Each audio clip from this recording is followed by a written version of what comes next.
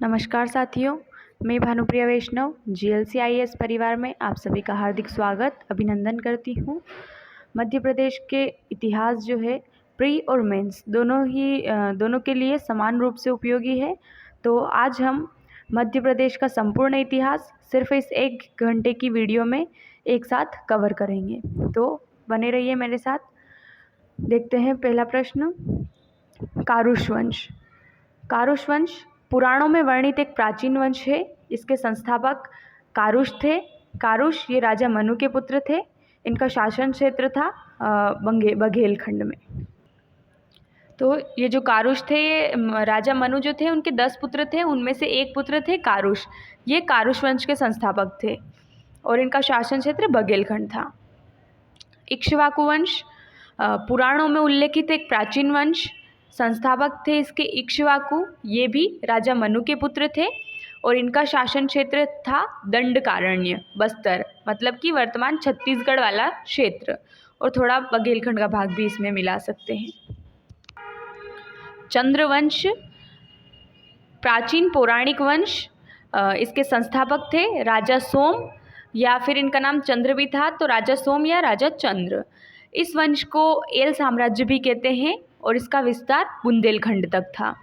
तो जो इसे एल साम्राज्य इसलिए कहते हैं क्योंकि जो राजा मनु थे उनके 10 पुत्र थे और उनमें एक पुत्री भी थी उनके। तो उस पुत्री का नाम था ईला। मनु की पुत्री थी ईला, जिसका विवाह ये चंद्र वंश के राजा सोम के साथ हुआ था। तो इस वजह से फिर ईला का विवाह सोम के साथ हुआ और इस साम्राज्य को फिर एल साम्राज्य कहा जाने लगा। तो चंद्रवंश ये इसके संस्थापक है राजा सोम और इस वंश को एल साम्राज्य भी कहते हैं। इसका विस्तार बुंदेलखंड तक है। अगला प्रश्न है मांधाता। ये इक्ष्वाकु वंश के प्रतापी शासक थे। ये एक चक्रवर्ती सम्राट थे। इन्हीं के नाम पर मांधाता नगरी, जो वर्तमान में ओंकारेश्वर है, उसकी स्थापना की गई थी। अगला प्रश्न है पुरुकुत्स। पुरुकुत्स ये इक्ष्वाकु वंश के प्रतापी शासक थे। ये राजा मांधाता के पुत्र थे। गंधर्वों को पराजित किया व नाग राजाओं की इन्होंने सहायता की और रेवा को नर्मदा नाम दिया। तो इसके एक बार स्टोरी देख लीजिए। जब ये इक्ष्वाकु वंश चल रहा था तो इसी के समकालीन जो ये है गंधर्व और नाग, ये 2 वंश भी थे और गंधर्वों और नागों के बीच में युद्ध चल रहा था। तो जो इक्ष्वाकु वंशीय पुरुकुत्स हैं वो इनकी मदद करने के लिए जाते हैं, नागों की मदद करने के लिए जाते हैं, नाग राजाओं की, और नाग राजाओं की मदद करते हैं और फिर वो गंधर्वों को हरा भी देते हैं। फिर जो ये रेवा या नर्मदा जो है ये नागवंशीय रानी रहती है, नागवंश की राजकुमारी रहती है रेवा नर्मदा। तो फिर बाद में वो जो रेवा रहती है वो पुरुकुत्स से विवाह कर लेती हैं और फिर बाद में जो पुरुकुत्स है वो रेवा को नर्मदा नाम देते हैं। तो जो पुरुकुत्स है वो इक्ष्वाकु वंश के प्रतापी राजा थे। ये मांधाता के पुत्र थे। इन्होंने गंधर्वों को पराजित किया और नाग राजाओं की सहायता की।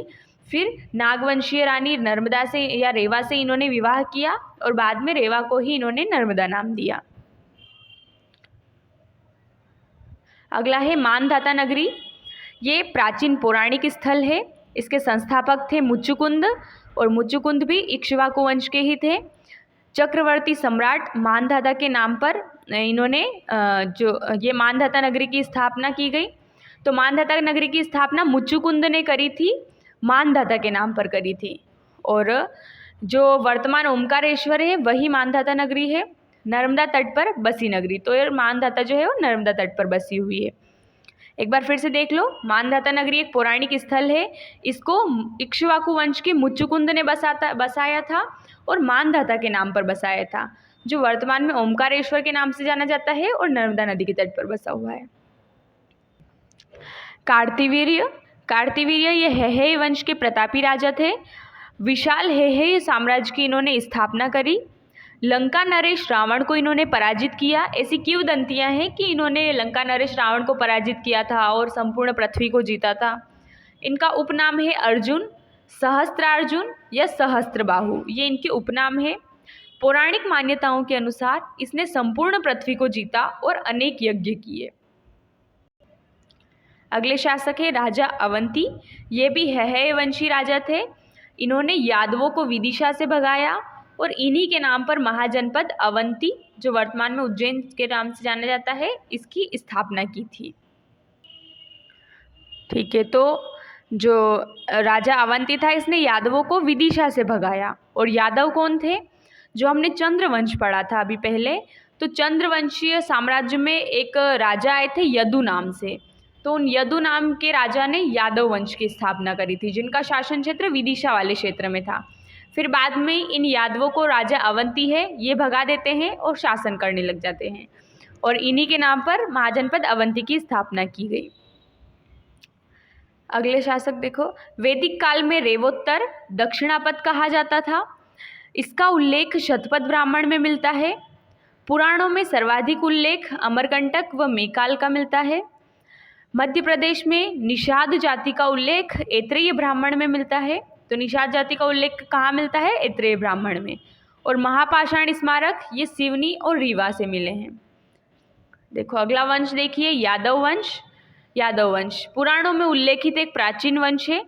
चंद्रवंशीय शासक ययाति के पुत्र यदु के नाम पर इसका नामकरण किया गया, और शासन क्षेत्र था इनका चंबल, केन और बेतवा। इन 3 नदियों के बीच का जो क्षेत्र था वो यादव वंश का शासन क्षेत्र था। अगले शासक देखते हैं, अब है महाकाव्य काल। तो इसमें देखिए वाल्मीकि आश्रम ये टोंस नदी के किनारे है। तो वाल्मीकि आश्रम टोंस नदी के तट पर है, और टोंस नदी का उद्गम कहाँ होता है? सतना से। तमसा कुंड सतना से टोंस नदी का उद्गम होता है। कुश का शासन दक्षिणी कौशल में था, जो वर्तमान में छत्तीसगढ़ वाला क्षेत्र है। जो कुश थे उनका शासन कहाँ था? दक्षिणी कौशल में। शत्रुघ्न के पुत्र शंभुघाती इनका शासन क्षेत्र था विदिशा में। और पांडवों का साथ देने वाले जो वंश है वो उनमें आते हैं वत्स, काशी, चेदी, कारुष, दशार्ण। इन सभी ने पांडवों की सहायता करी और कौरवों का साथ दिया था महिष्मती, अवंती, राजा भोज, विदर्भ, इन सभी ने कौरवों का साथ दिया था। फिर है महाभारत काल के प्रमुख नगर। तो महाभारत कालीन प्रमुख नगर में आते हैं महिष्मती, उज्जैनी और कुंतलपुर। महिष्मती, उज्जैनी, कुंतलपुर ये तीनों महाभारत कालीन नगर हैं। अब देखते हैं महाजनपद युग। तो महाजनपद युग में देखते हैं वैदिक काल के अंतिम समय अर्थात 600 ईसा पूर्व के लगभग भारत में 16 महाजनपद थे। अतः इस काल को महाजनपद काल कहा गया। ठीक है, सभी को पता है महाजनपद काल के बारे में। तो जो 16 महाजनपद थी उनमें से मध्य प्रदेश में सिर्फ 2 महाजनपद हैं अभी। पहली थी चेदी महाजनपद जो बुंदेलखंड वाले क्षेत्र में थी, और दूसरी थी अवंती महाजनपद जो उज्जैन वाले क्षेत्र में थी। तो टोटल 16 महाजनपदों में से 2 महाजनपद मध्य प्रदेश में थी। इसमें से देखते हैं पहली चेदी महाजनपद। वैदिक कालीन 16 महाजनपदों में से एक है ये। इसकी राजधानी थी चेदी की सुक्तिमती। चेदी महाजनपद का विस्तार था बुंदेलखंड वाले क्षेत्र में। इसकी एक शाखा कलिंग उड़ीसा में थी। चेदी शासक शिशुपाल का महाभारत में उल्लेख मिलता है, और जो चेदी महाजनपद था इसका बाद में मगध साम्राज्य में विलय कर दिया जाता है। ठीक है, अगली महाजनपद है अवंती महाजनपद।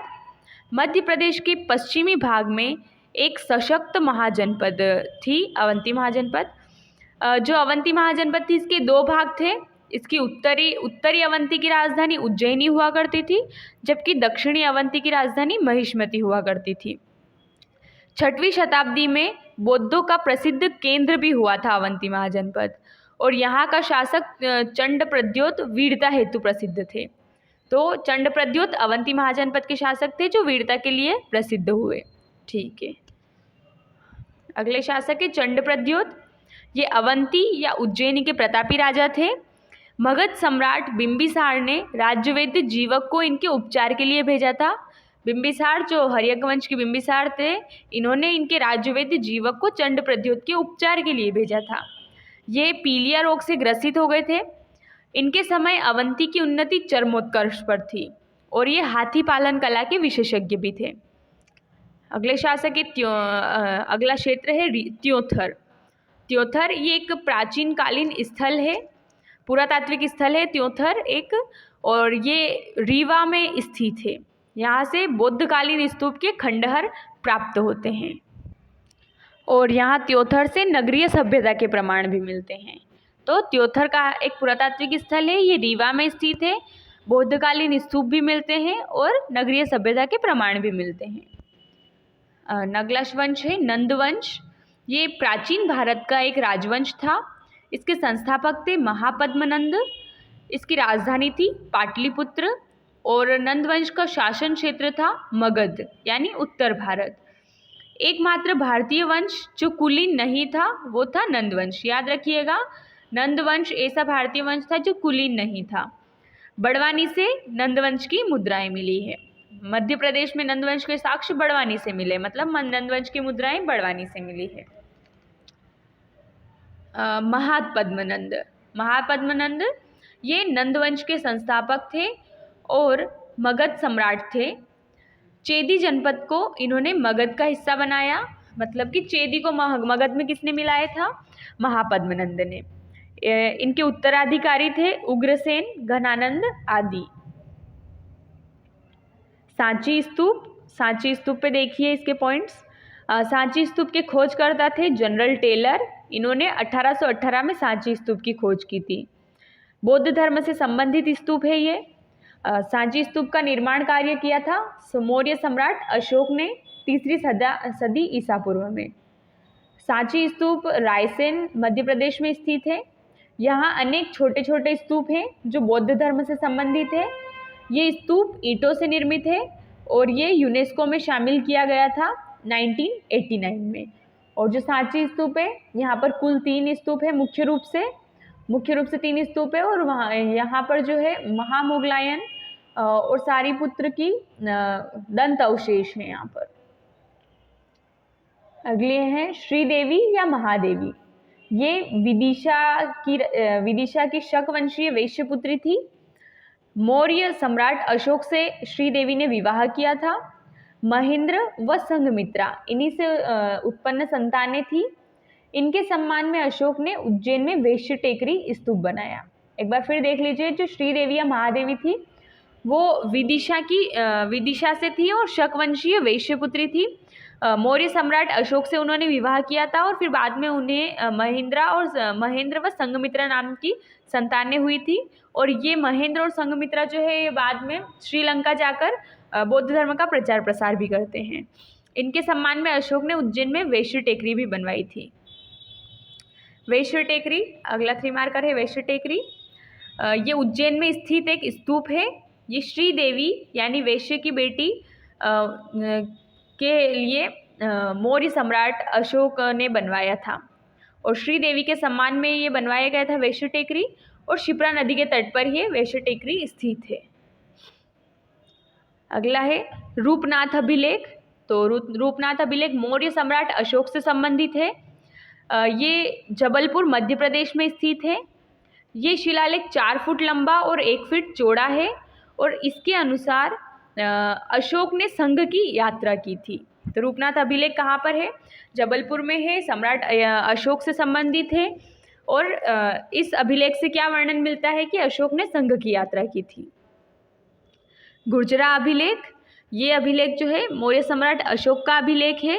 ये वर्तमान में दतिया मध्य प्रदेश में स्थित है।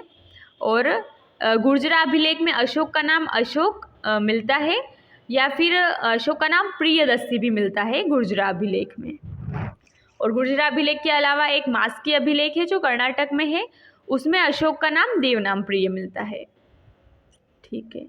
सारोमारो शिलालेख, ये मौर्य सम्राट अशोक का लघु शिलालेख है सारोमारो शिलालेख। और ये वर्तमान में मध्य प्रदेश सीहोर में स्थित है और ये बौद्ध धर्म से संबंधित है। अगला है पानगुराड़िया। पानगुराड़िया ये भी सम्राट अशोक का लघु शिलालेख है और ये मध्य प्रदेश सीहोर में स्थित है। और यहाँ से भी ये भी बौद्ध स्तूप प्राप्त हुए हैं यहाँ से पानगुराड़िया से। तुमेन स्तूप, ये भी मौर्यकालीन स्तूप है, वर्तमान में अशोकनगर में स्थित है। ये विदिशा व मथुरा व्यापारिक मार्ग पर तुमेन स्तूप स्थित है और यहाँ से बौद्ध स्तूप के अवशेष मिलते हैं। अगला है कसरावद स्तूप। मौर्यकालीन प्राचीन स्तूप है ये, और मध्य प्रदेश खरगोन में स्थित है कसरावद स्तूप। यहाँ से 11 मौर्यकालीन स्तूप प्राप्त हुए हैं। और अब लिख सकते हैं स्तूप मिले हैं मतलब ये बौद्ध धर्म को समर्पित है, ऐसा पॉइंट भी डाल सकते हैं आप। अगला है देऊर कोठार स्तूप। ये अशोककालीन शिलालेख अभिलेख है, बौद्ध स्तूप है एक प्रकार का, और ये रीवा में स्थित है। और यहाँ से मिट्टी से प्राप्त 3 बड़े अन्य स्तूप भी मिले हैं। तो देऊर कोठार ये अशोककालीन अभिलेख है, बौद्ध धर्म से संबंधित है, रीवा में स्थित है, और मिट्टी से प्राप्त 3 बड़े स्तूप यहाँ से मिले हैं। अब ये देखो सांची स्तूप के बारे में यहाँ थोड़ा सा कुछ दिया है। जो सांची स्तूप है वहाँ मैंने कहा था पहले भी कि 3 मुख्य रूप से वहाँ पर स्तूप है। 3 में से जो पहला स्तूप है वो भगवान बुद्ध से संबंधित है, दूसरा स्तूप जो है वो मौर्यकालीन धर्म से संबंधित है, जबकि तीसरा स्तूप जो है वो बुद्ध के शिष्य सारीपुत्र और महामोगलायन के दंत अवशेष यहाँ पर मिलते हैं। जो तीसरा स्तूप है वहाँ पर सारीपुत्र और महामोगलायन के दंत अवशेष मिलते हैं। बेसनगर स्तंभ लेख अगला देखिए। बेसनगर स्तंभ लेख यूनानी शासक हेलियोडोरस का स्तंभ लेख है ये, और ये विदिशा में स्थित है।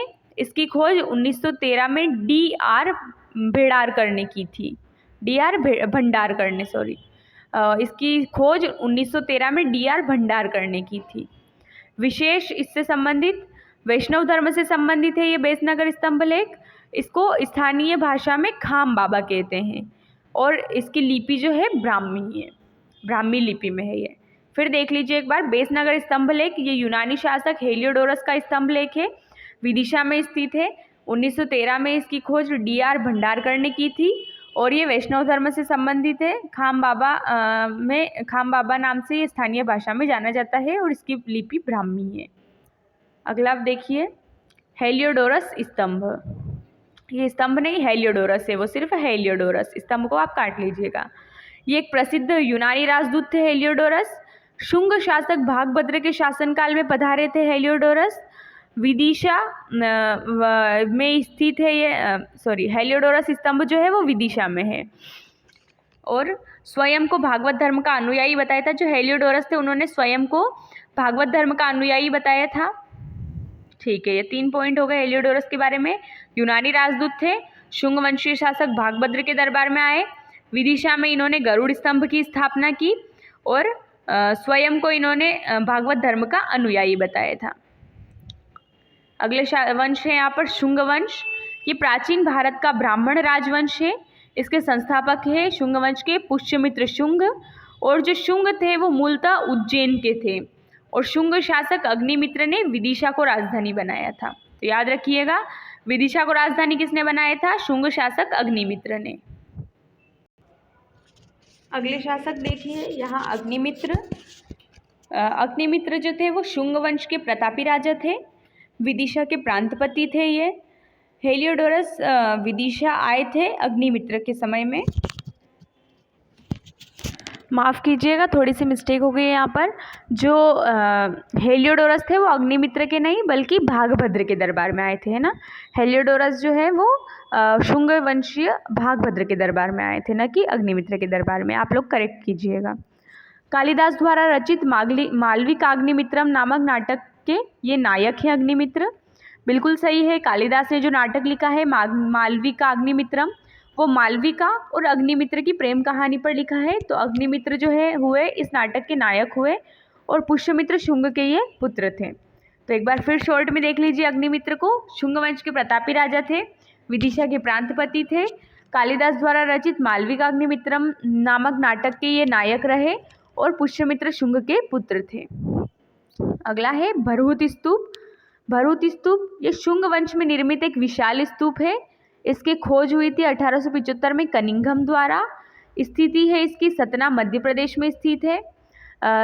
10 बाई 6 फुट का ये भरहुत स्तूप है। इसके अवशेष कोलकाता संग्रहालय में रखे गए हैं। ठीक है, अगले शासक है गौतमीपुत्र शतकर्णी। तो गौतमीपुत्र शतकर्णी ये सातवाहन वंश के प्रतापी शासक थे। सांची लेख में शातकर्णी के पूर्वी मालवा विजय का उल्लेख मिलता है, और इनके सिक्के उज्जैन से प्राप्त होते हैं।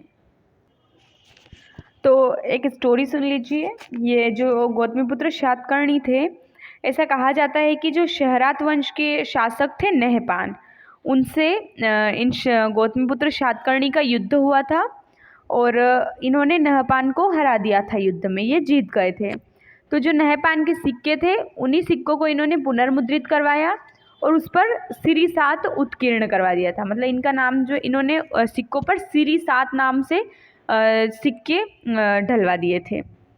तो जो गौतमीपुत्र सातकर्णी थे, उनका युद्ध हुआ था शहरात वंशीय नहपान के साथ और फिर बाद में उनके जीते हुए सिक्कों को इन्होंने पुनर्मुद्रित करवा के उस पर सिरी 7 उत्कीर्ण करवा दिया, जो उज्जैन से सिक्के प्राप्त होते हैं। अगला वंश है शहरात वंश। ये शक वंश की एक शाखा है, तो याद है ना शक वंश। तो शक वंश की एक शाखा है शहरात वंश। भूमक एवं नहपान इसके प्रसिद्ध राजा थे। नहपान ने मध्य प्रदेश के कई क्षेत्रों को जीता और सातकर्णी प्रथम ने नहपान को हरा दिया। तो जैसा कि यहाँ पर पता चल चुका है हमें कि जो सातकर्णी का युद्ध हुआ था नहपान के साथ, तो उसमें नहपान जो है वो हार गए थे। अगले शासक है नहपान। ये शहरात वंश के प्रतापी शासक हुए। गौतमीपुत्र सातकर्णी द्वारा पराजित किए गए। मध्य प्रदेश के कई क्षेत्रों को इन्होंने जीता और शिवपुरी मध्य प्रदेश से इनके ढलवा सिक्के प्राप्त होते हैं। तो नहपान के सिक्के कहाँ से मिलते हैं? हमें शिवपुरी से मिलते हैं। कार्दमक वंश। ये शक राजवंश की एक शाखा है कार्दमक वंश। तो याद रखिएगा, जो शक वंश थे उसकी शाखाएं तो बहुत सारी थी। हमारे मध्य प्रदेश में उसकी 2 शाखाएं मिलती है। पहली शहरात वंश, जिसके शासक भूमक और नहपान हुए, और दूसरी है ये कार्दमक वंश, जिसकी शासक जो है वो है यशोमती के पुत्र चष्टन। और ये इसकी स्थिति थी वर्तमान उज्जैन के आसपास, और इसके प्रतापी शासक थे रुद्रदामन। तो कार्दमक वंश शक राजवंश की एक शाखा है, उज्जैन के आसपास शासन क्षेत्र था, यशोमती पुत्र चष्टन द्वारा स्थापित किया गया था और इसके प्रतापी शासक रुद्रदामन है। अब देखिए शासक रुद्रदामन के बारे में। ये शक शासक थे और संस्कृत के महान पंडित थे। शक वंश में भी किस वंश से थे? ये कार्दमक वंश थे। तो ऐसा लिख सकते हैं कि शक वंशीय कार्दमक शासक थे ये, और संस्कृत के महान पंडित थे। गिरनार स्थित सुदर्शन झील का इन्होंने जीर्णोद्धार करवाया और मध्य प्रदेश में सर्वप्रथम तिथि युक्त चांदी के सिक्के किसने चलाए थे? रुद्रदामन ने। गिरनार अभिलेख ये संस्कृत भाषा में रचित सबसे लंबा अभिलेख माना जाता है और पहला भी। तो जो गिरनार अभिलेख है वो पहला और संस्कृत भाषा में रचित सबसे लंबा अभिलेख माना जाता है। अगले शासक देखिए अमर सिंह। अमर सिंह ये राजा विक्रमादित्य के 9 रत्नों में से एक थे। अमर सिंह इन्होंने अमरकोश ग्रंथ की रचना की और संस्कृत साहित्य में इनका उल्लेखनीय नाम है। अगले शासक है ये पुस्तक है अमरकोश। तो संस्कृत कोशों में अति लोकप्रिय और प्रसिद्ध कोश है ये। इसके लेखक हैं अमर सिंह, जो विक्रमादित्य के नवरत्न थे, और विश्व का पहला समांतर कोश जो कहा जाता है वो अमरकोश को कहा जाता है, और इसकी रचना हुई थी 3री शताब्दी ईसा पूर्व में। अगले शासक है वराहमिहिर। ये राजा विक्रमादित्य के नवरत्नों में से एक हुए। पता ही है विक्रमादित्य उनके नवरत्न थे, उनमें से एक अमर सिंह हमने पढ़ लिया, और एक थे ये वराहमिहिर। तो प्रसिद्ध भारतीय गणितज्ञ और खगोलज्ञ। तो वराहमिहिर कौन थे? गणितज्ञ और खगोलज्ञ थे, और उज्जैन से थे ये वराहमिहिर। प्रमुख ग्रंथ है इनके पंच सिद्धांतिका, वृहद सिद्धांतिका और वृहद जातक। समय मापक घटक यंत्र का इन्होंने निर्माण किया था। तो वहाँ वराहमिहिर किसके नवरत्न थे? विक्रमादित्य के। गणितज्ञ थे और ये खगोलज्ञ थे। पंच सिद्धांतिका, वृहद सिद्धांतिका और वृहद जातक ये इनकी पुस्तकें हैं, और इन्होंने समय मापक घटक का यंत्र का निर्माण किया। धन्वंतरी ये भी राजा विक्रमादित्य के नवरत्नों में से एक है। इन्होंने ये आयुर्वेदिक चिकित्सक थे। इनका उल्लेख पुराणों में भी मिलता है, और इनके प्रमुख ग्रंथ है वैद्य चिंतामणि, विद्या प्रकाश और चिकित्सा सार। कौन कौन से ग्रंथ इनके? वैद्य चिंतामणि, विद्या प्रकाश और चिकित्सा सार आदि। अगले शासक है चंद्रगुप्त विक्रमादित्य। ये गुप्त वंशीय महान सम्राट थे। इन्होंने विक्रम संवत चलाया था चंद्रगुप्त विक्रमादित्य ने। उज्जैन को इन्होंने प्रमुख केंद्र बनाया था। सांची अभिलेख में देवराज व प्रवरसेन कहा गया है इनको। तो सांची अभिलेख में देवराज और प्रवरसेन किसे कहा गया है? चंद्रगुप्त विक्रमादित्य को। नवरत्न हुए तो जो चंद्रगुप्त विक्रमादित्य थे इनके दरबार में नवरत्न रहते थे, जैसे कि कालिदास, धन्वंतरी, अमर सिंह आदि। और चीनी यात्री फाहियान जो थे वो चंद्रगुप्त विक्रमादित्य के काल में ही पधारे थे। अगला है प्रश्न ग्वालियर अभिलेख। तो हूण शासक मिहिर कुल का प्रशस्ति लेख है। मिहिर कुल द्वारा मंदसौर में सूर्य मंदिर के निर्माण का उल्लेख मिलता है। जो ग्वालियर अभिलेख है इसकी खोज करता है अलेक्जेंडर कनिंघम, और इसमें इसे पृथ्वी का स्वामी कहा गया है। किसे कहा गया है? हूण शासक मिहिर कुल को ग्वालियर अभिलेख में पृथ्वी का स्वामी कहा गया है। और इस अभिलेख में मिहिर कुल द्वारा मंदसौर में सूर्य मंदिर के निर्माण का उल्लेख मिलता है। इसकी खोजकर्ता अलेक्जेंडर कनिंघम है। इसमें मिहिर कुल को पृथ्वी का स्वामी कहा गया है। अगला प्रश्न है मिहिर कुल। मिहिर कुल ये ऐतिहासिक भारत के श्वेत हूण थे या हूण शासक थे। हूण राजा तोरमाण के पुत्र थे मिहिर कुल। इसके साम्राज्य में पश्चिमी मालवा शामिल था। तो मिहिर कुल का शासन क्षेत्र मध्य प्रदेश में देखें तो पश्चिमी मालवा वाला क्षेत्र था। इसकी विस्तृत जानकारी ग्वालियर अभिलेख से प्राप्त होती है। और कल्हण द्वारा मिहिर कुल को विनाश के देवता से तुलना की गई है। तो मिहिर कुल हो गया है। अगले शासक है तोरमाण। तोरमाण ये हूण जाति के संस्थापक थे या हूण वंश के संस्थापक तोरमाण। इनके द्वारा मालवा पर शासन किया गया था। चांदी के सिक्के चलवाए थे इन्होंने, और सागर में वराह मूर्ति अभिलेख में इनका वर्णन मिलता है। तोरमाण, हूणवंशीय तोरमाण, मालवा पर शासन किया, चांदी के सिक्के चलवाए, और इनकी जानकारी सागर के वराह मूर्ति अभिलेख से प्राप्त होती है। अगले शासक है वाकाटक वंश। वाकाटक वंश ये मूलतः मध्य प्रदेश का राजवंश था। इसके संस्थापक थे विंध्य शक्ति। इस वंश के प्रतापी शासक थे प्रवरसेन। और ब्राह्मण धर्म का पक्षधर वंश था वाकाटक वंश। इसकी दो शाखाएं थी वाकाटक वंश की, एक थी पुरिक और एक थी वत्सगुल्म शाखा। अगले शासक है विंध्य शक्ति। वाकाटक वंश के संस्थापक थे विंध्य शक्ति। शिलालेखों में वाकाटक वंश केतु कहा गया है विंध्य शक्ति को। इनका शासन क्षेत्र था बुंदेलखंड से लेकर हैदराबाद तक। तो विंध्य शक्ति वाकाटक वंश के संस्थापक थे। शिलालेखों में इन्हें वाकाटक वंश केतु कहा गया है, और इनका शासन क्षेत्र था बुंदेलखंड से लेकर हैदराबाद तक। अगले शासक है प्रवरसेन। वाकाटक वंश के प्रतापी शासक थे प्रवरसेन। वाकाटक वंश का एकमात्र शासक जिसके द्वारा सम्राट की उपाधि धारण की गई, और इन्होंने 4 अश्वमेध यज्ञ करवाए थे प्रवरसेन ने। इनके शासन क्षेत्र था मालवा, बरार, उत्तरी महाराष्ट्र आदि, ये इन्हीं के शासन क्षेत्र में शामिल थे। अगला वंश है ओलिकर वंश। प्राचीन दशपुर यानी मंदसौर में स्थापित था ओलिकर वंश। समय काल था इनका यही लगभग 4वीं शताब्दी, और ओलिकर वंश की राजधानी थी मंदसौर। प्रमुख राजा थे ओलिकर वंश के जयवर्मन, सिंहवर्मन, नरवर्मन, और ओलिकर वंश के प्रतापी शासक थे यशोवर्मन। अगला है मंदसौर अभिलेख। मंदसौर अभिलेख ये ओलिकर राजा यशोवर्मन से संबंधित है। ये अभिलेख मंदसौर में या दशपुर या वर्तमान मंदसौर में स्थित है। यशोवर्मन ने राजाधिराज, परमेश्वर और नराधिपति की उपाधि धारण की थी। मंदसौर अभिलेख जो है वो संस्कृत भाषा में लिखा गया है, और इसकी लिपि गुप्त है, मतलब कोई वर्णन नहीं है अभी ज़्यादा। आभीर वंश ये सातवाहनों के सामंतों का एक वंश था। मतलब जो आभीर वंश थे वो सातवाहनों के सामंत हुआ करते थे। इसका नेतृत्व ईश्वर सेन ने किया। आभीर वंश का जो शासन क्षेत्र है वो है निमाड़ या अनूप प्रदेश निमाड़ में आभीर वंश का शासन था।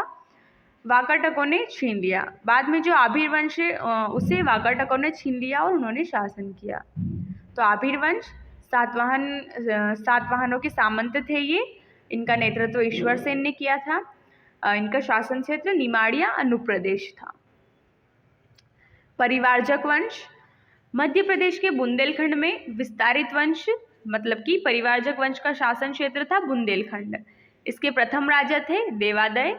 और इसका मुख्य शासन क्षेत्र जो था वो पन्ना वाला क्षेत्र था। और इनकी राजधानी थी उच्चकल्प सतना। और इस वंश के अन्य शासक देखें तो प्रभंजन, हस्तिन, दामोदर आदि परिवारजक वंश के शासक थे। उच्चकल्प राज्य यह सतना में स्थित था और इसका वर्तमान क्षेत्र जो है उछेरा सतना है। और परिवारजक या उत्कल वंश का उच्चकल्प राज्य पर शासन था। तो उच्चकल्प ये सतना में स्थित था, इस वर्तमान में उछेरा सतना वाला क्षेत्र आता है। और परिवारजक वंश या उत्कल वंश ने उच्चकल्प राज्य पर शासन किया था। मेकल का पांडव वंश, इसका शासन क्षेत्र है मेकाल क्षेत्र, अमरकंटक अनूपपुर वाला क्षेत्र। इसके प्रथम राजा थे जयबल, अंतिम राजा हुए इसके भरतबल और ये बाद में गुप्त वंश के अधीन कर लिया गया था। अगला है शैल वंश, महाकौशल क्षेत्र में विकसित राज्य, मतलब शैल वंश का शासन क्षेत्र महाकौशल क्षेत्र था। इसकी जानकारी राधोली ताम्रपत्र जो बालाघाट में है वहाँ से मिलती है। और इसके प्रथम राजा थे श्रीवर्धन और अंतिम राजा थे शैल वंश के जयवर्धन। चंदेल वंश ये 9वीं शताब्दी में स्थापित हुआ था। इसके संस्थापक थे नन्नुक चंदेल। राजधानी महोबा यूपी में थी या दूसरी राजधानी थी इनकी जेजागभुक्ति। राजपूतों के 56 राजवंशों में से एक राजवंश है ये चंदेल वंश, मतलब कि चंदेल जो है ये राजपूत वंश है। खजुराहो में मंदिर निर्माण करवाए थे चंदेलों ने और इनका शासन क्षेत्र है मुख्य रूप से बुंदेलखंड, जिसे जेजागभुक्ति नाम से भी जाना जाता था। अगले शासक है वाकपति। चंदेल वंश के प्रतापी राजा थे वाकपति और नन्नुक के उत्तराधिकारी थे।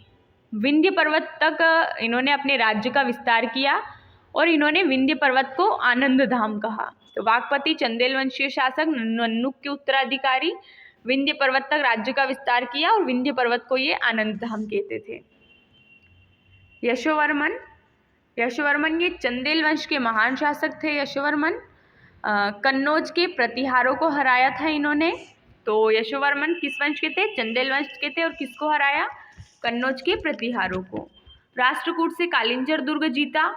तो यशोवर्मन ने प्रतिहारों को तो हराया ही हराया, साथ ही राष्ट्रकूटों से भी इन्होंने कालिंजर दुर्ग को जीता था।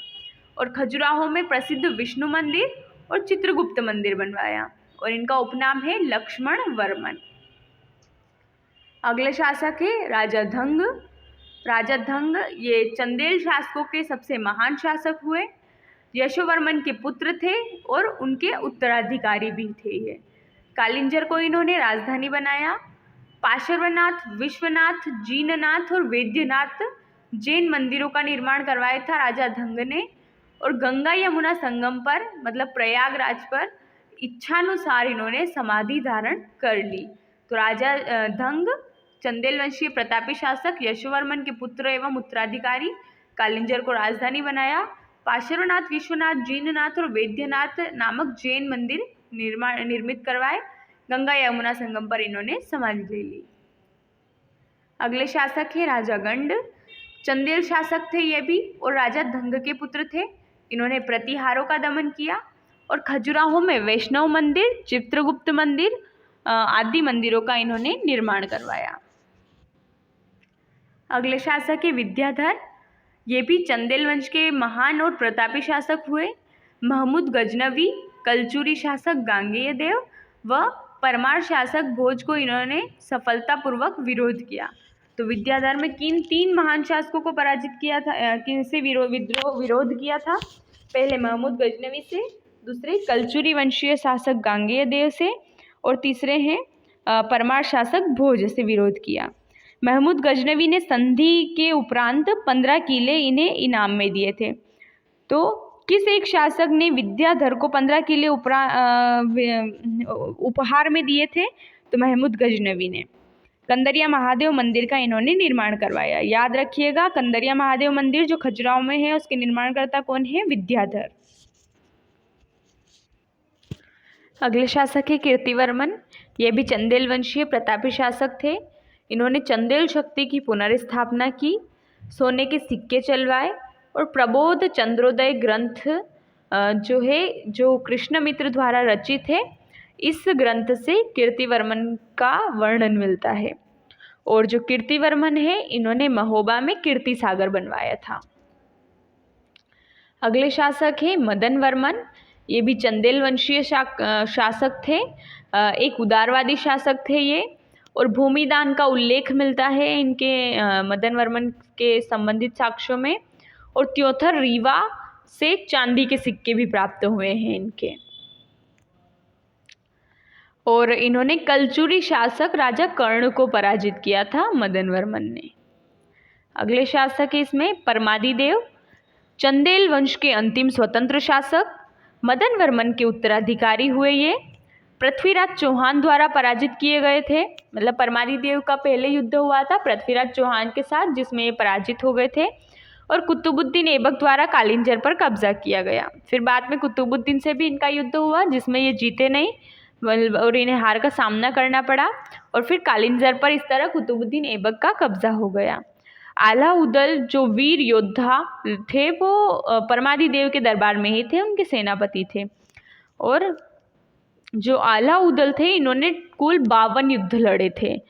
परमादिदेव के दरबारी कवि थे जगनीक, जिन्होंने आलाउदल के नाम पर आलाखंड की रचना भी की है। किसने? जगनीक ने। और जगनीक की एक पुस्तक और है परमाल रासो। तो परमाल रासो से भी परमादिदेव के बारे में उल्लेख मिलता है। अगले शासक हैं त्रैलोक्यवर्मन। ये चंदेल वंशीय शासक थे। परमादिदेव के पुत्र थे ये त्रैलोक्यवर्मन। और तुर्कों को पराजित कर इन्होंने कालिंजर को पुनः जीता।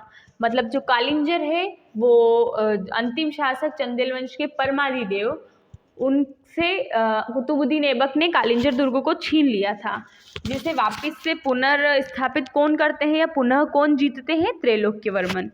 और इन्होंने फिर बाद में रीवा के कुछ भाग को भी जीता और वहाँ पर शासन किया। अगले शासक है आलाउदल। ऐतिहासिक बुंदेलखंड के सेनापति थे ये। मतलब परमादिदेव जो थे उनके दरबार में थे ये। चंदेल राजा परमादिदेव के सेनापति थे। पृथ्वीराज चौहान से इन्होंने युद्ध किया। और जगनीक द्वारा आलाखंड रचित है, जिसमें इनकी 52 लड़ियों और इनकी वीरताओं का वर्णन है। अगले शासक है इसमें परमार वंश। पश्चिमी मध्य प्रदेश या मालवा में स्थापित राजवंश था ये। इसके संस्थापक थे उपेंद्र कृष्ण राज। इसकी राजधानी थी परमार वंश की धार।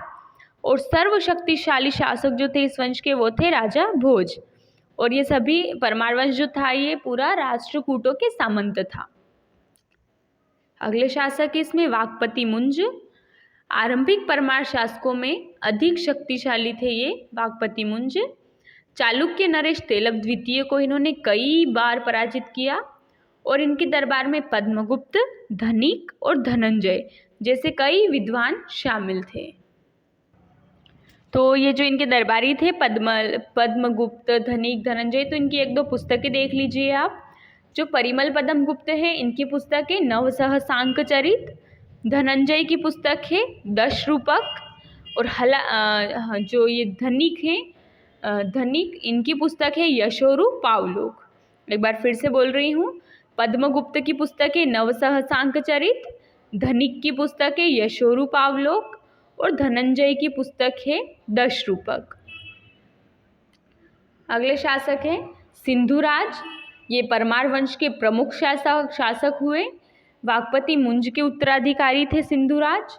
इनसे संबंधित नवसहसांक ग्रंथ परिमल पद्म गुप्त द्वारा रचित है, जिसमें जो नवसहसांक चरित ग्रंथ है उसमें सिंधुराज का उल्लेख मिलता है।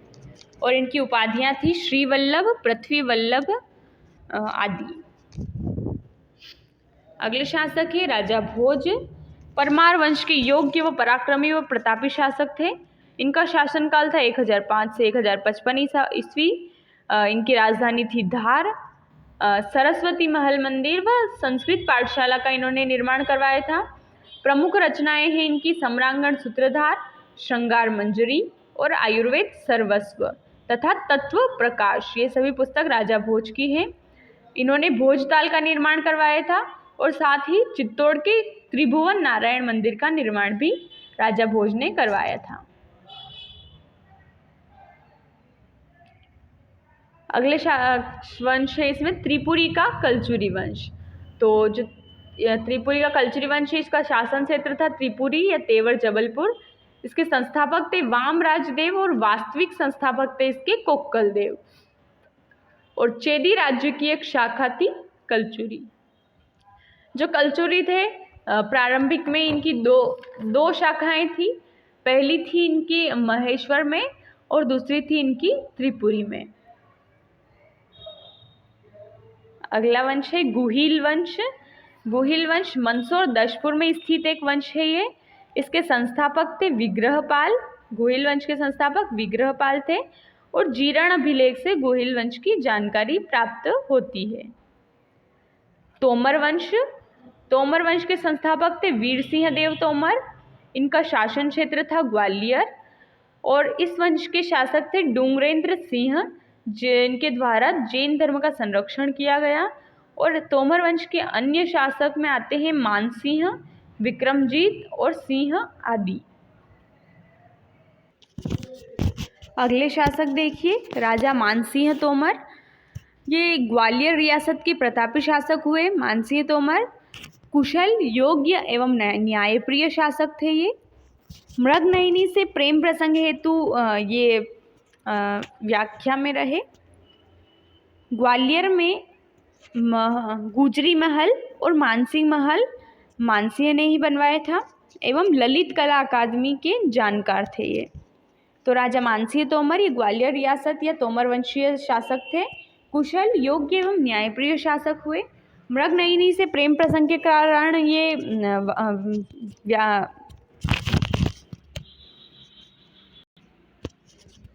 मृगनयनी से प्रेम प्रसंग के कारण प्रचलित रहे और ग्वालियर में इन्होंने गुजरी महल, मानसिंह महल बनवाया एवं ललित कला अकादमी के जानकार थे। और इनकी एक पुस्तक भी है मान कौतूहल, जो एक संगीत ग्रंथ है। बेजू बावरा व तानसेन ये भी इनके दरबार में थे। तो मानसिंह तोमर ग्वालियर रियासत के प्रतापी शासक, ठीक है। और इनकी पुस्तक कौन सी है? मान कौतूहल इनकी पुस्तक है। और बेजू बावरा और तानसेन ये भी इन्हीं के दरबार में रहते थे। अगले शासक हैं अगला अभिलेख है मंदसौर अभिलेख। इसके रचनाकार है वत्स भट्टी। ये संस्कृत विद्वान थे। राज्यपाल थे इनके बंधु वर्मा। जो राज्यपाल बंधु वर्मा थे उनका उल्लेख मंदसौर अभिलेख में मिलता है। सूर्य मंदिर हेतु इन्होंने दान दिया था बंधु वर्मा ने, इसका उल्लेख मंदसौर अभिलेख में मिलता है। और मंदसौर का नाम दशपुर ये भी मंदसौर अभिलेख में ही मिलता है। एक बार फिर से मंदसौर अभिलेख देख लीजिए। इसके रचनाकार है वत्स भट्टी, जो संस्कृत विद्वान थे। इसमें राज्यपाल बंधु वर्मा का उल्लेख मिलता है और बंधु वर्मा के द्वारा सूर्य मंदिर हेतु दान देने का उल्लेख भी मंदसौर अभिलेख में मिलता है। मंदसौर का नाम दशपुर भी मंदसौर अभिलेख में मिलता है। सांची अभिलेख ये जैन धर्म से संबंधित है। याद रखिएगा, जो सांची स्तूप है वो बौद्ध धर्म से संबंधित है, जबकि सांची अभिलेख जैन धर्म से संबंधित है।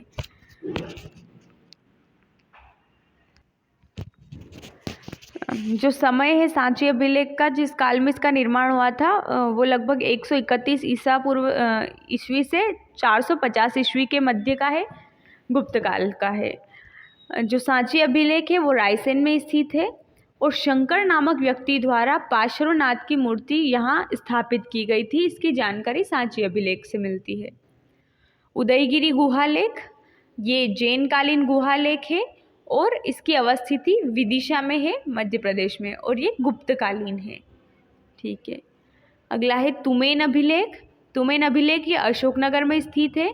इसमें कुमारगुप्त को शरदकालीन सूर्य की भांति बताया गया है और कुमारगुप्त से संबंधित है तुमेन अभिलेख। धर्मत का युद्ध ये 1658 में हुआ था और उज्जैन के आसपास वाले क्षेत्र में ये युद्ध हुआ था। औरंगजेब और दारा शिकोह के मध्य युद्ध हुआ था, जिसमें औरंगजेब विजयी रहे थे। फारूकी वंश ये खान देश में स्थापित एक वंश था। इसके संस्थापक थे अहमद रजा फारूकी और इसका शासन क्षेत्र था वर्तमान निमाड़, अर्थात लगभग बुरहानपुर, खंडवा खरगोन वाला क्षेत्र, मुख्य रूप से बुरहानपुर। अगला है खानदेश। वर्तमान निमाड़ व दक्षिणी मालवा में इसका शासन क्षेत्र था। मतलब कि जो खानदेश है वो बुरहानपुर वाले क्षेत्र में ही फैला हुआ था एक तरह से देखा जाए तो। और अकबर का अंतिम अभियान था खानदेश अभियान। दाऊद जो है वो खानदेश के संस्थापक माने जाते हैं और फारूकी वंश ने खानदेश पर ही शासन किया था। तो एक बार याद रहे, जो फारूकी वंश है इसके संस्थापक है अहमद मलिक रज़ा फारूकी, जबकि खानदेश के संस्थापक है दाऊद, और दोनों का शासन क्षेत्र सेम है, बुरहानपुर वाला क्षेत्र। अगले शासक है वीर सिंह बुंदेला। मुगल शहजादा जहांगीर के कृपा पात्र थे वीर सिंह बुंदेला, जो थे इनके मतलब जो जहांगीर थे उनसे इनके मित्रवत संबंध थे वीर सिंह बुंदेला के। और बुंदेला सरदार थे। जहांगीर के कहने पर इन्होंने वीर सिंह बुंदेला ने अबुल फजल की हत्या की थी। और जहांगीर के लिए वीर सिंह बुंदेला ने जहांगीर महल बनवाया ओरछा में, और दतिया का किला भी इन्होंने ही बनवाया था। छत्रसाल बुंदेला, बुंदेला वंश के महान शासक थे छत्रसाल बुंदेला। मुगल सम्राट औरंगजेब को इन्हीं ने हराया और औरंगजेब द्वारा राजा की उपाधि भी धारण करी। तो छत्रसाल बुंदेला को राजा की उपाधि औरंगजेब ने दी थी। ओरछा को इन्होंने राजधानी बनाया। महाबली व बुंदेला केसरी कहा जाता है छत्रसाल बुंदेला को। क्या कहा जाता है? महाबली और बुंदेला केसरी। और मस्तानी जो थी वो छत्रसाल बुंदेला की ही पुत्री थी। अगले शासक है मार्तंड सिंह। भत्था राज्य यानी कि वर्तमान रीवा के अंतिम शासक थे ये मार्तंड सिंह, मतलब ये बघेल साम्राज्य में थे। और भत्था रीवा का विलय मार्तंड सिंह ने भारतीय संघ में 1947 में किया था। रीवा से ये सांसद भी रहे और रीवा से सफ़ेद शेर पकड़ने का प्रथम श्रेय मार्तंड सिंह को ही जाता है। अगला वंश देखिए होलकर वंश। 1732 में विभक्त 5 मराठा राज्यों में से एक था। शासन क्षेत्र था इसका मालवा यानी वर्तमान इंदौर या महेश्वर वाला क्षेत्र, और इसके संस्थापक थे मल्हार राव होलकर।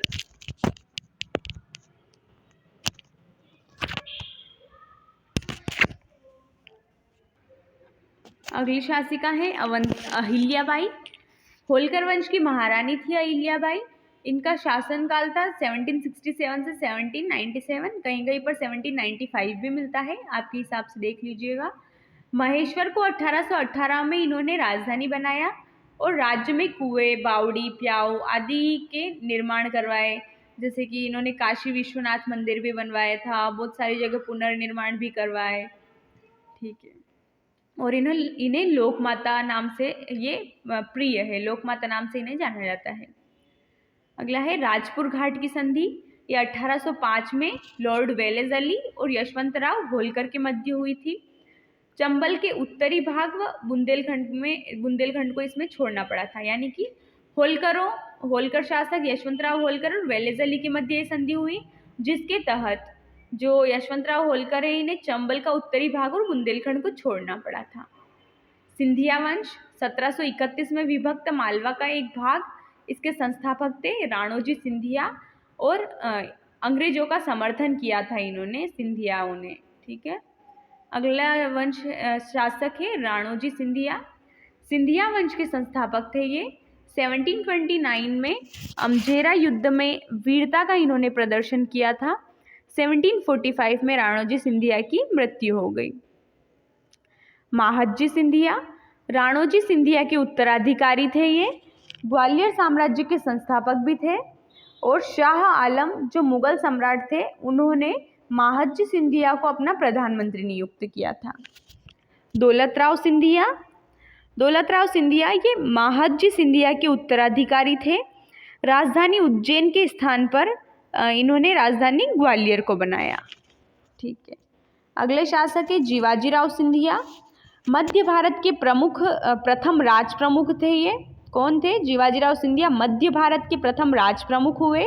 ग्वालियर रियासत को भारत संघ में इन्होंने ही मिलाया था और राजमाता विजया राजे से जीवाजीराव सिंधिया ने विवाह किया था।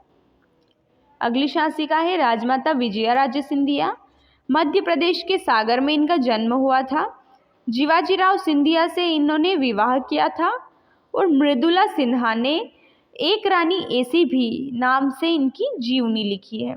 तो एक रानी ऐसी भी पुस्तक लिखी है मृदुला सिन्हा ने, और इसमें इन्होंने राजमाता विजयाराजे सिंधिया की जीवनी लिखी है। शेख रमजान ये 1857 की क्रांति के नायक थे।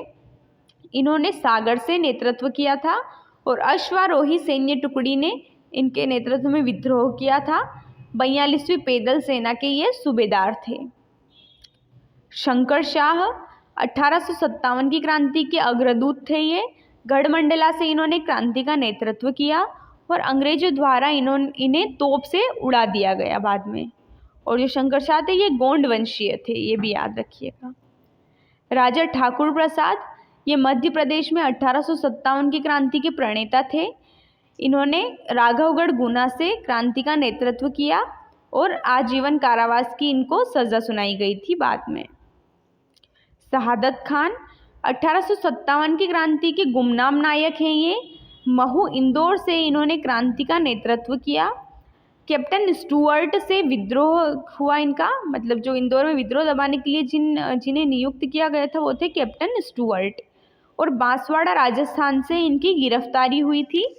1874 में इन्हें मौत की सज़ा सुना दी गई। रानी लक्ष्मीबाई 1857 की क्रांति की वीरांगना थी। झांसी व कालपी से क्रांति का नेतृत्व किया इन्होंने। अंग्रेज अधिकारी ह्यूरोज से इन्होंने युद्ध किया और 18 जून 1858 को अंग्रेजों से लोहा लेते हुए ये शहीद हो गई और इनकी समाधि फूलबाग ग्वालियर में है।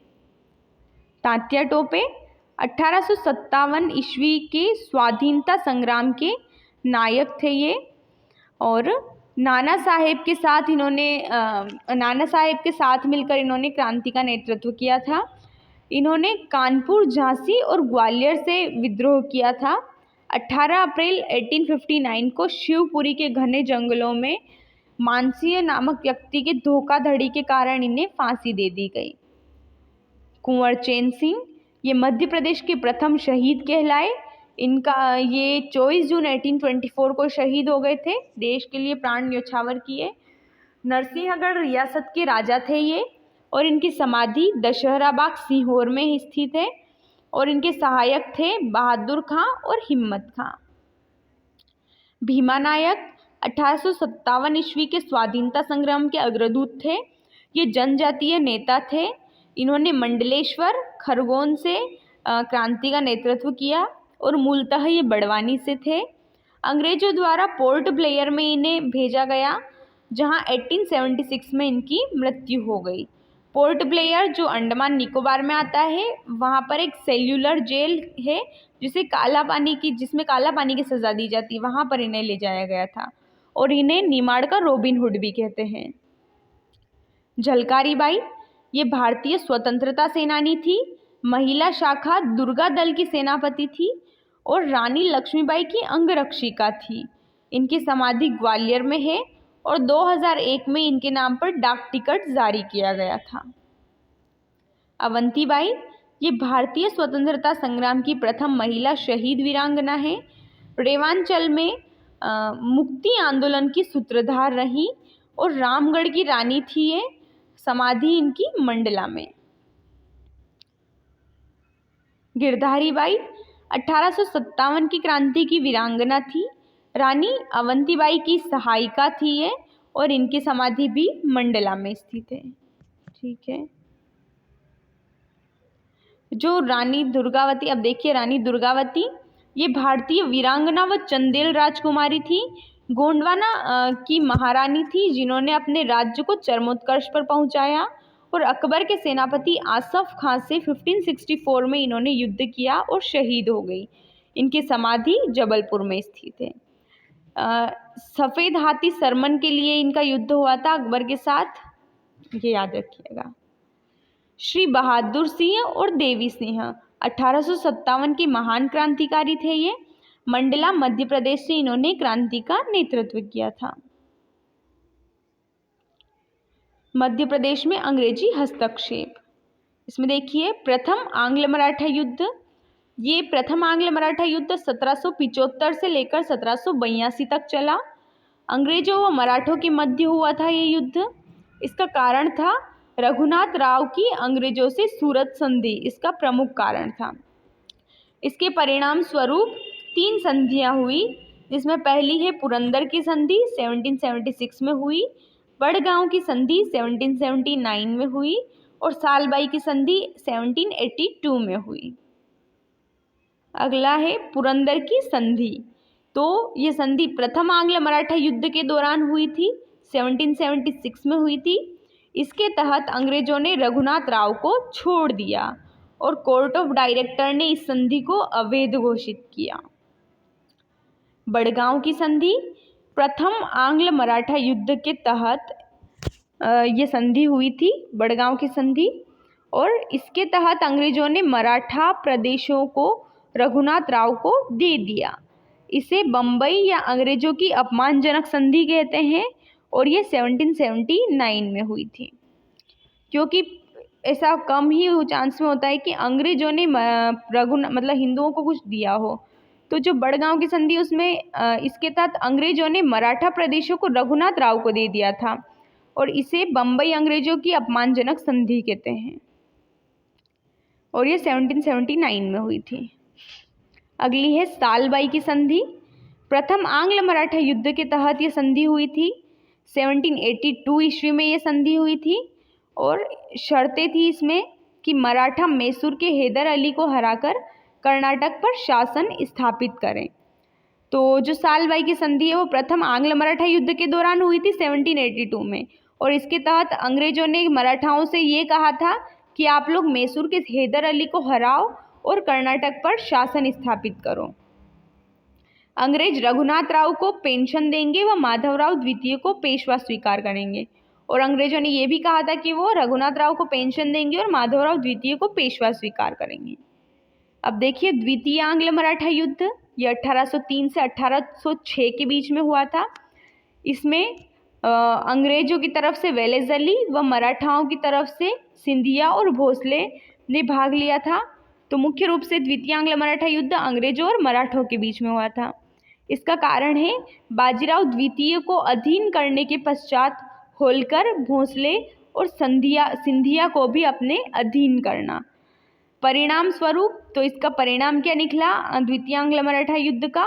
देवगांव की संधि हुई 1803 में, सूरज अर्जन गांव की संधि हुई वो भी 1803 में और राजपुर घाट की संधि हुई 1805 में। देवगांव की संधि ये द्वितीय आंग्ल मराठा युद्ध के परिणाम स्वरूप हुई, सितंबर में 1803 में हुई। भोसलों ने अंग्रेजों की अधीनता स्वीकार करी इसके तहत और अंग्रेजों को कटक प्रांत दे दिया। मराठा प्रमुख राघोजी भोसले थे इसमें। ठीक है, तो देवगांव की संधि में हुआ क्या था? जो मराठा शासक भोसले लोग थे इन्होंने अंग्रेजों की अधीनता स्वीकार कर ली थी देवगांव की संधि के तहत। सूरज अर्जन गांव की संधि ये 1803 में हुई। दौलतराव सिंधिया व अंग्रेजों के मध्य हुई थी यह संधि। द्वितीय आंग्ल मराठा युद्ध के परिणाम स्वरूप हुई थी और सिंधिया ने ब्रिटिश रेजिमेंट को अपने दरबार में रखना स्वीकार किया। गंगा व यमुना दोआब अंग्रेजों को इसमें दे दिया था। राजपुर घाट की संधि 1805 में हुई। द्वितीय आंग्ल मराठा युद्ध के दौरान ही हुई है और इसके परिणाम स्वरूप यशवंतराव होलकर व अंग्रेजों के मध्य ये संधि हुई थी। चंबल का उत्तरी भाग और बुंदेलखंड अंग्रेजों को इसमें देना पड़ा था। तो राजपुर घाट की संधि में क्या हुआ था? यशवंतराव होलकर ने चंबल का उत्तरी भाग और बुंदेलखंड ये दोनों जो क्षेत्र हैं ये अंग्रेजों को इस संधि के तहत देने पड़े थे। ग्वालियर संधि ये 1817 में हुई। ये तृतीय आंग्ल मराठा युद्ध के दौरान हुई थी। इसमें ये गवर्नर जनरल लॉर्ड हेस्टिंग और ग्वालियर के राजा दौलतराव सिंधिया के मध्य हुई थी ये। इसका कारण था पिंडारियों के दमन हेतु। मतलब अंग्रेजों ने दौलतराव सिंधिया से कहा था कि आप हमारे विरुद्ध पिंडारियों को सहायता नहीं देंगे। मंदसौर की संधि ये अंग्रेजों और होलकरों के बीच हुई 1818 में। इसके तहत महिदपुर युद्ध में होलकर परास्त हुए और इंदौर में रेजिमेंट पद कायम रहा इसके तहत और सतपुड़ा का दक्षिणी क्षेत्र अंग्रेजों को इसमें देना पड़ा था। सागर नर्मदा घाटी विद्रोह कारण था इसका ब्रिटिश अत्याचार। नेतृत्व किया था इसमें जवाहर सिंह बुंदेला और मधुकर शाह ने। इसका परिणाम ये रहा कि मधुकर शाह को जनता के मध्य फांसी व जनता में अंग्रेजों के मध्य आक्रोश। मतलब जो ये विद्रोह हुआ था इसमें मधुकर शाह को जनता के सामने फांसी दी गई थी। मध्य प्रदेश में 1857 की क्रांति। इसका प्रारंभ 3 जून 1857 को हुआ और नीमच छावनी से हुआ था। अंग्रेजी बंगलों में इसमें आग लगाई गई थी। इसमें विद्रोह दबाने के लिए अंग्रेज अधिकारी कर्नल सोबर्स को नियुक्त किया गया था। अब देखिए मध्य प्रदेश में राजनीतिक गतिविधियों की शुरुआत। तो मध्य प्रदेश में राजनीतिक गतिविधियों की शुरुआत 1906 में हुई और जबलपुर अधिवेशन के साथ हुई। इसमें पंडित रविशंकर शुक्ल, डॉक्टर राघवेंद्र तथा हरिसिंह गौर सक्रिय सदस्य थे। मध्य प्रदेश की भूमिका 1857 की क्रांति में, या मध्य प्रदेश की भूमिका, पत्र पत्रिकाओं का संपादन किया गया। इसके तहत खंडवा में सुबोध सिंधु तथा जबलपुर से जबलपुर टाइम्स का प्रकाशन हुआ। माखनलाल चतुर्वेदी ने अपने समाचार पत्र कर्मवीर के माध्यम से राष्ट्रीय चेतना के विकास में महत्वपूर्ण भूमिका निभाई। क्रांतिकारी दल का गठन। 1899 के लाहौर अधिवेशन में मध्य प्रदेश के डॉक्टर हरिसिंह गौर ने न्याय विभाग को तथा प्रशासन विभाग को अलग अलग करने की मांग की थी और 1907 में जबलपुर में क्रांतिकारी दल की स्थापना की गई। सिवनी सत्याग्रह, ये मध्य प्रदेश में स्वतंत्रता संघर्ष की वास्तविक शुरुआत है। 1916 में सिवनी से ये शुरू हुआ था। जबलपुर झंडा सत्याग्रह राष्ट्रीय किंतु जबलपुर से शुरू हुआ था। मतलब जबलपुर झंडा सत्याग्रह जो है वो राष्ट्रीय स्तर का था, पर शुरुआत इसकी मध्य प्रदेश के जबलपुर से हुई थी। इसका कारण है जबलपुर नगरपालिका भवन पर तिरंगा न फहराए जाने के कारण। तो इसमें क्या हुआ था कि पहले जो जबलपुर का टाउन हॉल था वहाँ पर अंग्रेजों का झंडा लगा हुआ था, परंतु सुंदरलाल ने जाकर वहाँ का झंडा उतार कर अपने भारत का झंडा वहाँ लगा दिया। तो इस वजह से अंग्रेजों को बहुत गुस्सा आया, नाराज़गी आई। तो उन्होंने मतलब अंग्रेजों को अच्छा नहीं लगा, तो उन्होंने अपना झंडा उतार कर और उनका झंडा लहराया और इसके तहत उन्होंने सुंदरलाल को 6 माह की फांसी दी। तो इसलिए जो ये शासक जितने भी लोग थे, इन लोगों ने जबलपुर में झंडा विद्रोह किया था कि हमने हमारे ही देश में हमारे देश का झंडा भी नहीं फहरा सकते, इसके लिए इन्होंने विद्रोह किया। तो इसका नेतृत्व कर रहा था सुंदरलाल, सुभद्रा कुमारी चौहान और नाथुराम मोदी ने। और राष्ट्रीय ध्वज फहराने पर सुंदरलाल को 6 माह का कारावास हुआ था। 13 अप्रैल 1923 को यह राष्ट्रीय स्तर का घोषित हुआ। नेतृत्व करता थे इसके जो राष्ट्रीय स्तर पर जब ये हुआ था तब उसके नेतृत्व करता थे देवदास गांधी, राम गोपालाचार्य और राजेंद्र प्रसाद। 1923 में इसकी शुरुआत मध्य प्रदेश से हुई थी। नमक सत्याग्रह 6 अप्रैल 1930 को सेठ गोविंद दास और पंडित द्वारका प्रसाद मिश्र के नेतृत्व में हुआ था नमक सत्याग्रह, और ये जबलपुर में हुआ था। सिवनी में इस सत्याग्रह का नेतृत्व दुर्गाशंकर मेहता ने किया था। तो नमक सत्याग्रह का नेतृत्व सिवनी में दुर्गाशंकर मेहता ने किया था। जंगल सत्याग्रह, अपनी जमीन व जंगलों को बचाने हेतु आदिवासियों द्वारा जंगल सत्याग्रह किया गया। जबलपुर क्षेत्र जबलपुर से ही जंगल सत्याग्रह की रणनीति तैयार की गई थी और इसके लिए प्रमुख स्थल टूरिया सिवनी और घोड़ाडोंगरी बैतूल माने जाते हैं। और इसका नेतृत्व किया था गंजन सिंह कोरकू और बंजारी कोरकू ने जंगल सत्याग्रह का नेतृत्व किया। चरण पादुका नरसंहार, ये 14 जनवरी 1931 को हुआ था। अंग्रेज कर्नल फिशर ने स्वतंत्रता सेनानियों की शांतिपूर्ण बैठक पर अंधाधुंध गोलियां चला दी थी इसमें। और इसमें जो घटना है चरण पादुका नरसंहार भी कहते हैं इसको। तो ये चरण पादुका नरसंहार को मध्य प्रदेश का जलियांवाला बाग कांड भी कहते हैं।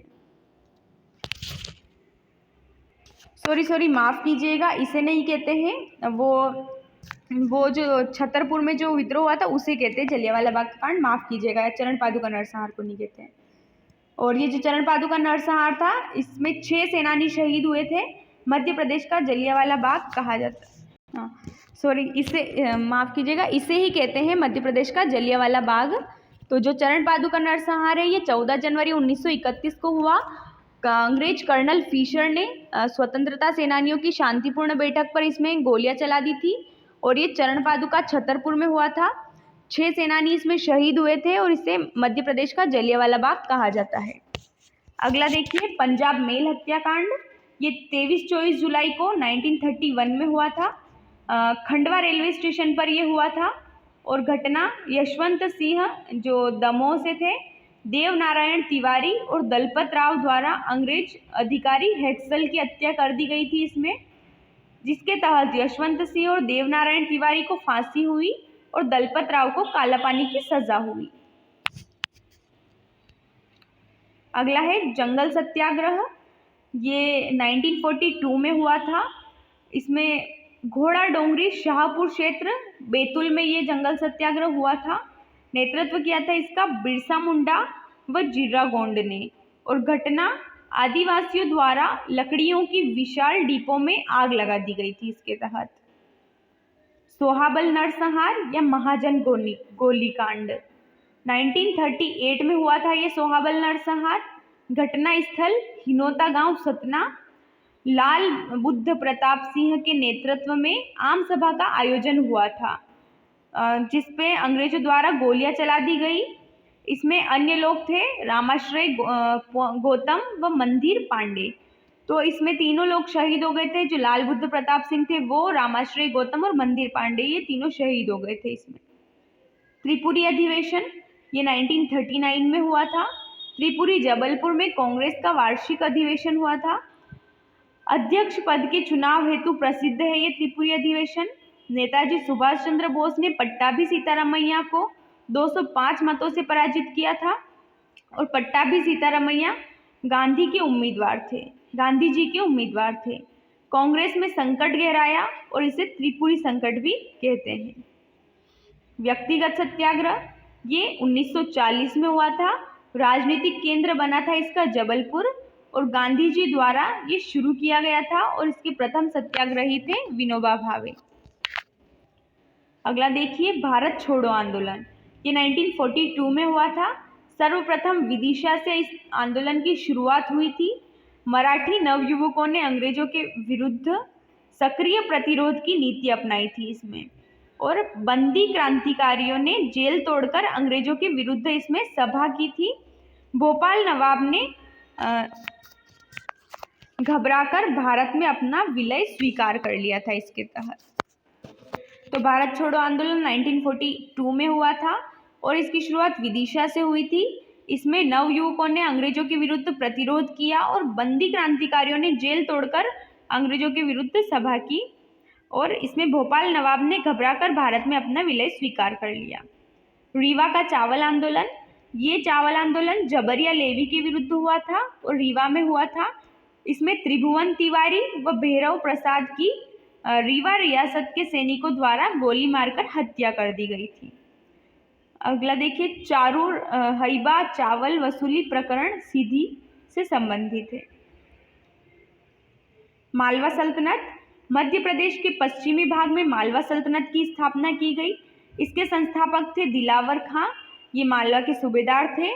तैमूरलंग के आक्रमण के समय मोहम्मद बिन तुगलक ने यहाँ पर शरण ली थी। ठीक है। होशंग शाह।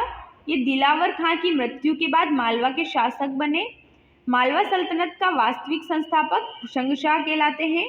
इनकी राजधानी थी मांडू धार और इनका वास्तविक नाम था अलप खां और मांडू नगर बसाने का श्रेय इन्हीं को जाता है और इन्होंने दिल्ली दरवाजे का स्थापना इन्होंने ही करी थी और हिंडोला महल भी इन्होंने ही बनवाया था। महमूद शाह खिलजी। इनका शासनकाल है 1436 से 1469। मालवा में इन्होंने खिलजी वंश की स्थापना की थी। एक उदार न्यायप्रिय शासक थे ये। मालवा शासकों में सबसे योग्यतम शासक थे। हिंदुओं के प्रति असहिष्णुता की नीति अपनाई थी इन्होंने। अगले शासक है बाज बहादुर। इनका उपनाम है बायजीद खां। 1556 में मालवा के सुल्तान बने ये। रानी रूपमती से प्रेम प्रसंग हेतु प्रचलित रहे। अकबर के सेनापति आदम खां और पीर मोहम्मद खां ने बाज बहादुर को सारंगपुर के युद्ध में 1561-62 में परास्त किया था। इनकी समाधि है सारंगपुर राजगढ़ में। खानदेश। इसका विस्तार है वर्तमान निवाड़ व दक्षिणी मालवा। दक्षिणी भारत का प्रवेश द्वार कहते हैं इसे। फारूकी वंश का शासन यहीं पर था। इसके संस्थापक थे मलिक रज़ा फारूकी और 1601 में अकबर द्वारा मुगल साम्राज्य में इसे शामिल कर लिया गया था। निमाड़ ब्रिटिश युग में सेंट्रल प्रोविंस का हिस्सा था। निमाड़ मध्य भारत के गठन के समय 2 जिलों में ये विभक्त था, पूर्वी निमाड़ खंडवा और पश्चिमी निमाड़ खरगोन। भोपाल राज्य, नवाब दोस्त मोहम्मद खान मुगल सेना का अफगान सरदार। ये नवाब दोस्त मोहम्मद खान जो थे ये मुगल सेना के अफगान सरदार थे। इन्होंने नवाब की उपाधि धारण करी। भोपाल नगर के संस्थापक थे ये, और वस्तुतः गोंड शासिका कमलापति की सहायता करने पर भोपाल इनको उपहार में मिला था। भोपाल ये 1737 में भोपाल संधि 1737 में हुई थी। पेशवा बाजीराव ने हैदराबाद के निज़ाम व भोपाल के नवाबों को पराजित किया था। नर्मदा चंबल क्षेत्र पर इसके तहत मराठों का आधिपत्य हो गया था। पालखेड़ा युद्ध ये 1796 में हुआ था। मराठों ने निज़ाम व नवाब की संयुक्त सेना को इसमें पराजित किया था और परिणाम स्वरूप चौथ कर वसूला गया था इसके तहत। भोपाल में बेगमों का शासन 1819 से 1926 तक चला था। पहली बेगम थी इसमें कुदसिया बेगम। शासनकाल था इनका 1819 से 1844। ये भोपाल की प्रथम महिला शासिका थी। इनका उपनाम था गौहर बेगम। इन्होंने पर्दा प्रथा का त्याग किया और इनका निवास था गौहर महल, जिसे नजरबाग कहा जाता है, तथा जामा मस्जिद का इन्होंने निर्माण किया। दूसरी बेगम है सिकंदर जहां बेगम। इनका समयकाल है 1844 से 1868। ये कुदसिया बेगम की पुत्री व उत्तराधिकारी थी। भोपाल की दूसरी महिला शासिका थी। मार्शल आर्ट में ये प्रशिक्षित थी और 1857 की क्रांति में अंग्रेजों को इन्होंने शरण दी थी। इनका जो निर्माण कार्य है इनके उसमें आता है मोती महल और मोती मस्जिद। शाहजहां बेगम, ये इनका समयकाल है 1868 से 1901। भोपाल की बेगमों के रूप में इन्होंने शासन किया। इनका सबसे लंबा कार्यकाल इन्हीं का माना जाता है। बेगमों में स्थापत्य कला में इनकी अत्यधिक रुचि थी। शाहजहानाबाद नामक इन्होंने लघु नगर की स्थापना की और भोपाल की ये चौथी बेगम थी। जहां बेगम, इनका उपनाम था के खुसर। भोपाल की बेगम थी ये। सदर ए मंजिल को इन्होंने अपना निवास बनाया और भोपाल वर्तमान में ये जो सदर मंजिल है ये भोपाल नगर निगम का कार्यालय है। आधुनिक नगर पालिका बनाई गई इसमें, और अलीगढ़ मुस्लिम विश्वविद्यालय की ये प्रथम चांसलर रही। नवाब हमीदुल्ला खां, ये भोपाल के अंतिम नवाब थे। चैम्बर ऑफ कॉमर्स के 2 बार चांसलर नियुक्त किए गए थे इनको। भोपाल को भारतीय संघ में 1 जून 1949 में मिलाया गया था और भोपाल को सी श्रेणी का राज्य बनाया गया। भोपाल का जलियांवाला बाग कांड ये 14 जनवरी 1949 को हुआ था। मकर संक्रांति थी उस दिन। नर्मदा तट पर बोरस गांव रायसेन में ये भोपाल का जलियांवाला बाग कांड हुआ था। इसका कारण ये था कि तिरंगा फहराने के कारण भोपाल रियासत की नवाबी सेना ने स्थानीय सेना पर गोली चलाकर हत्या कर दी थी और इसका नेतृत्व किया था नवाब अधिकारी जफर खान द्वारा। इस कांड को भोपाल का जलियांवाला बाग कांड कहते हैं, जबकि मध्य प्रदेश का जलियांवाला बाग कांड किसे कहते हैं? चरण पादुका नरसंहार जो छतरपुर में हुआ था उसे। रुद्र प्रताप सिंह बुंदेला, ये बुंदेला शासक थे, प्रतापी व यशस्वी शासक थे। 1531 में इन्होंने ओरछा नगर की स्थापना की। स्वतंत्र ओरछा के पहले शासक थे ये और बुंदेला वंश के संस्थापक भी माने जाते हैं। चंपत राय विद्रोह ये 1661 ईस्वी में हुआ था। इसका कारण था औरंगजेब की नीतियों से असंतुष्टि और परिणाम हुआ चंपत राय परास्त हुए और चंपत राय ने आत्महत्या कर ली। बुंदेलखंड पृथक राज्य की मांग 1960 के दशक से बुंदेलखंड के पृथक राज्य की मांग उठ रही है। 7 यूपी व 6 मध्य प्रदेश के जिले इसमें शामिल है। बुंदेलखंड मुक्ति मोर्चा तथा एकीकृत बुंदेलखंड इसकी मांग कर रहे हैं। कलचुरी शासन एक भारतीय राजवंश था ये। मध्य प्रदेश के महाकौशल क्षेत्र में इसका शासन था। राजधानी त्रिपुरी जबलपुर और इसका समय था 9वीं से 10वीं शताब्दी। गोंड राजवंश, इसके संस्थापक थे जदुराई। साम्राज्य विस्तार किया गढ़मंडला में। कलचुरियों का इन्होंने दमन किया और प्रतापी शासक थे इसके संग्राम शाह। बघेल वंश, बघेलखंड में स्थापित वंश है ये। इसके संस्थापक थे व्याघ्रराज। इसकी राजधानी थी बांधवगढ़ उमरिया और इसका साम्राज्य था भत्था राज्य, रीवा वाला क्षेत्र। राजा रामचंद्र देव, बघेल वंश के प्रतापी शासक थे ये। भारत की पहली संगीत सभा का गठन इन्होंने ही किया था। तानसेन जो संगीत सम्राट कहे जाते हैं वो इन्हीं के दरबार में रहते थे और इनके समय में बघेलखंड अपने उत्कर्ष पर था। 1857 की क्रांति, ये 3 जून 1857 को नीमच से शुरू हुई थी, जिसमें अंग्रेज अधिकारी कर्नल सोबर्स थे, फिशर नहीं कर्नल सोबर्स थे, और इसमें क्रांति का संदेश कमल व रोटी के माध्यम से दिया गया। क्रांति के चरण थे, 3 जून को ये नीमच से शुरू हुई, 14 जून को ग्वालियर पहुंची, 20 जुलाई को ये शिवपुरी पहुंची और 1 जुलाई को ये इंदौर पहुंची। देखो जो विद्रोह का किस स्थल से किसने नेतृत्व किया देख लेते हैं। भीमा नायक ने बड़वानी से नेतृत्व किया, शेख रमजान ने सागर से, शंकर शाह ने गढ़मंडला से, राजा ठाकुर प्रसाद ने राघवगढ़ से, नारायण सिंह ने रायपुर छत्तीसगढ़ से, सुरेंद्र राय ने संभलपुर से, ढिल्लन शाह ने नरसिंहपुर से, होशंगाबाद से दौलत सिंह ने और छतरपुर से जवाहर सिंह बुंदेला ने। खिलाफत आंदोलन ये 1919 में भारत में हुआ था। मध्य प्रदेश में इसका नेतृत्व अब्दुल खान ने किया। असहयोग आंदोलन, इसका नेतृत्व डुंडीराज जाटव ने किया था। स्वामी ज्ञानानंद ये रतलाम में राष्ट्रीय आंदोलन के नेतृत्व करता थे। 1931 में स्त्री सेवा दल के प्रमुख भी हुए ये और 1935 में इन्होंने प्रजा परिषद की स्थापना की। संग्राम शाह ये गोंड वंश के प्रतापी शासक थे। 52 गढ़ों को जीता इन्होंने और 52 गढ़ाधिपति की उपाधि धारण की। राजधानी है इनके सिंघोरगढ़ दमोह में है। पुस्तक है इनकी रास रत्न माला। रानी दुर्गावती ये चंदेल वंशीय शासक किरत सिंह की पुत्री थी। इन्होंने विवाह किया गोंड शासक दलपत शाह से और फिर बाद में गोंडवाना वंश को भी इन्होंने संभाला। इनके प्रमुख युद्ध है 1556 में बाज बहादुर के साथ हुआ था, जिसमें बाज बहादुर हार गए, और 1564 में इनका युद्ध अकबर के साथ हुआ था, जिसमें अकबर के तरफ से आसफ खान ने नेतृत्व किया था। इसमें रानी दुर्गावती की पराजय हुई और उन्होंने आत्मदाह कर लिया था रानी दुर्गावती ने, और इसे सफ़ेद हाथी का युद्ध भी कहते हैं, और इसमें सफ़ेद हाथी का नाम था सरमन। रानी दुर्गावती की समाधि बारेला ग्राम जबलपुर में स्थित है। नरेंद्र शाह ने मंडला किला व बघेलिन महल बनवाया। रीवा के शेर पद्मधर, देखिए कुछ फैक्ट्स हैं एमपी से रिलेटेड, देख लीजिए एक बार। रीवा का शेर पद्मधर सिंह को कहते हैं। वारेन हेस्टिंग ने ग्वालियर को हिंदुस्तान की कुंजी कहा है।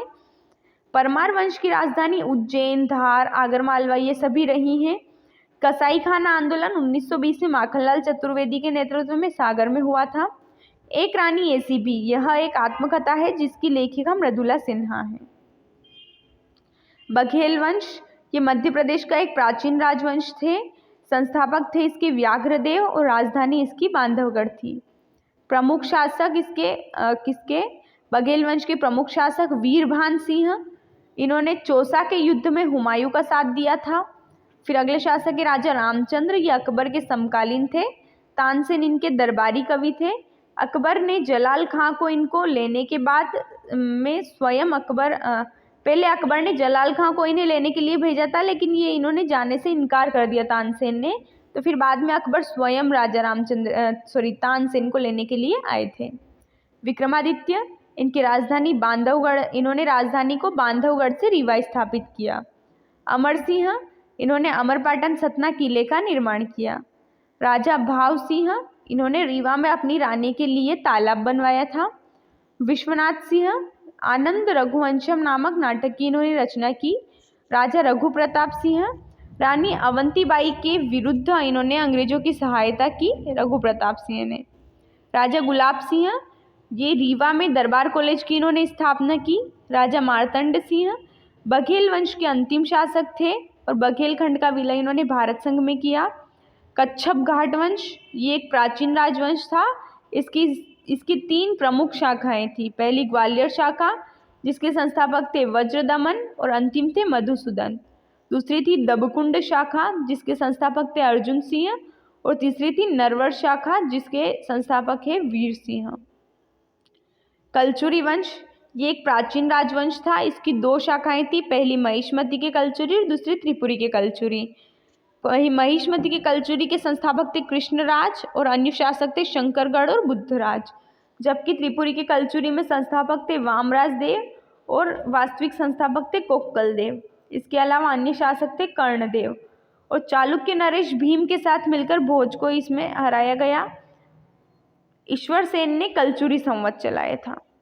प्रमुख विभाग कलचुरी वंश के समय: विदेश विभाग, ये संधि विग्रहाडी या महासंधि विग्रहाक कहते थे इसे। पुलिस विभाग, ये आरक्षी विभाग होता था। दंडपाशिक इसका अधिकारी होता था।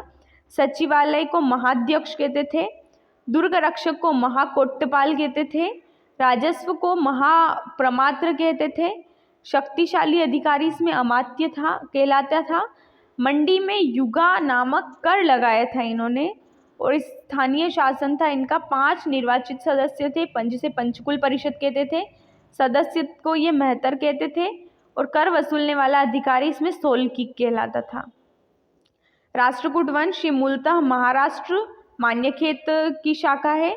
एक शाखा इनकी बैतुल अमरावती में भी है। शक्तिशाली शासक इसके दंती दुर्ग।